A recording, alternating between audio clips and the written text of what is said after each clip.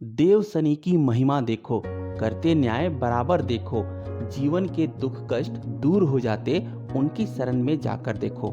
नमस्कार, जय हिंद, राम राम दोस्तों। मैं हूं आर के कश्यप और स्वागत है आप सभी का आपके अपने चैनल आर के कश्यप टॉक्स पर। दोस्तों, आज शनिवार है और शनिवार के दिन भगवान शनिदेव की आराधना को शुभ माना जाता है। भगवान शनिदेव को न्याय का देवता कहा गया है और आज हम भगवान शनिदेव के न्याय से जुड़ी एक ऐसे ही प्रसंग के बारे में जानेंगे। मगर उससे पहले अपने सभी नए दर्शकों से अपील करते हैं कि आप हमारे चैनल को सब्सक्राइब जरूर कर लें और नोटिफिकेशन की घंटी को भी बजा दें, ताकि जब भी हम कोई नई वीडियो डालें तो उसकी सूचना आप तक पहुंच जाए। बढ़ते हैं प्रसंग की तरफ। दोस्तों, एक बार की बात है, दो दोस्त यात्रा पर जा रहे थे। यात्रा पर चलते समय शाम हो गई और अचानक से बादल मंडराने लगे। दोनों दोस्तों को एक मंदिर दिखा, दोनों ने वहां जाकर शरण ले ली। इतने में एक पथिक भी वहां शरण के लिए आ पहुंचा।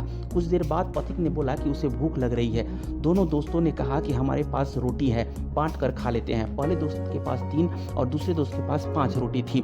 अब सवाल आया कि 8 रोटी 3 आदमियों में कैसे बांट पाएंगे। पहले दोस्त ने राय दी कि ऐसा करते हैं कि हर रोटी के 3 टुकड़े करते हैं, अर्थात 8 रोटी के 24 टुकड़े हो जाएंगे और हम तीनों 8-8 टुकड़े बराबर बांट कर खा जाएंगे। तीनों को यह राय अच्छी लगी और 8 रोटी के 24 टुकड़ों करके प्रत्येक ने 8-8 रोटी के टुकड़े खाकर भूख शांत की और फिर बारिश के कारण मंदिर के प्रांगण में ही सो गए।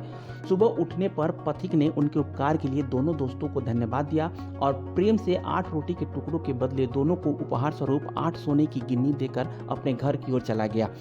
उसके जाने के बाद दूसरे आदमी ने पहले आदमी से कहा, हम दोनों 4-4 गिन्नी बांट लेते हैं। पहला दोस्त बोला कि नहीं, मेरी 3 रोटी थी और तुम्हारी 5 रोटी थी, अतः मैं 3 गिन्नी लूंगा और तुम्हें 5 गिन्नी रखनी होगी। इस पर दोनों दोस्तों में बहस होने लगी। इसके बाद वे दोनों समाधान के लिए मंदिर के पुजारी के पास गए और उन्हें समस्या बताई तथा समाधान के लिए प्रार्थना की। पुजारी भी असमंजस में पड़ गया। दोनों दूसरे को ज्यादा देने के लिए लड़ रहे थे। पुजारी ने कहा, तुम लोग ये 8 गिन्नियां मेरे पास छोड़ जाओ और मुझे सोचने के लिए समय दो, मैं कल सवेरे जवाब दे पाऊंगा। पुजारी को दिल में वैसे दूसरे आदमी की 3-5 की बात ठीक लग रही थी। पुजारी ने भगवान शनिदेव से प्रार्थना की कि हे प्रभु, मुझे न्याय का मार्ग दिखाइए। ऐसी प्रार्थना करके पुजारी सो गया।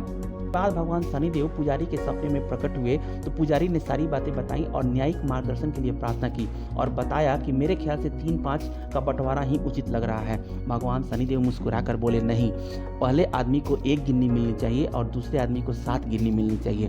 भगवान की बात सुनकर पुजारी अचंभित हो गया और अचरज से पूछा, प्रभु ऐसा कैसे?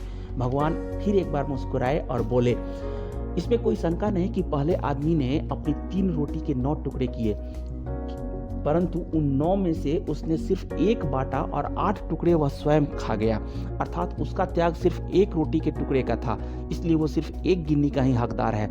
दूसरे आदमी ने अपनी 5 रोटी के 15 टुकड़े किए, जिसमें से 8 टुकड़े उसने स्वयं खाए और 7 टुकड़े उसने बांट दिए, इसलिए न्यायानुसार वो 7 गिन्नी का हकदार है और यही मेरा गणित है और यही मेरा न्याय है। भगवान शनिदेव की न्याय का सटीक विश्लेषण सुनकर पुजारी नतमस्तक हो गया। दोस्तों, इस कहानी का सार यही है कि हमारी वस्तु स्थिति को देखने और समझने की दृष्टि और ईश्वर का दृष्टिकोण एकदम भिन्न है। हम ईश्वरीय न्याय लीला को जानने समझने में सर्वथा अज्ञानी हैं। हम अपने त्याग का गुणगान करते हैं, परंतु ईश्वर हमारे त्याग की तुलना हमारे सामर्थ्य एवं भोग तौलकर यथोचित निर्णय लेते हैं। यह महत्वपूर्ण नहीं है कि हम कितने धन संपन्न हैं, महत्वपूर्ण यही है कि हमारे सेवा भाव कार्य में त्याग कितना है। तो दोस्तों, कैसी लगी आपको भगवान शनिदेव का न्याय? अपनी राय हमें कमेंट बॉक्स में बताएं और यदि वीडियो अच्छी लगी हो तो लाइक और शेयर जरूर करें। न्याय के देवता भगवान शनिदेव की कृपा हम सबों को प्राप्त हो। मुस्कुराते रहिए, स्वस्थ रहिए, खुश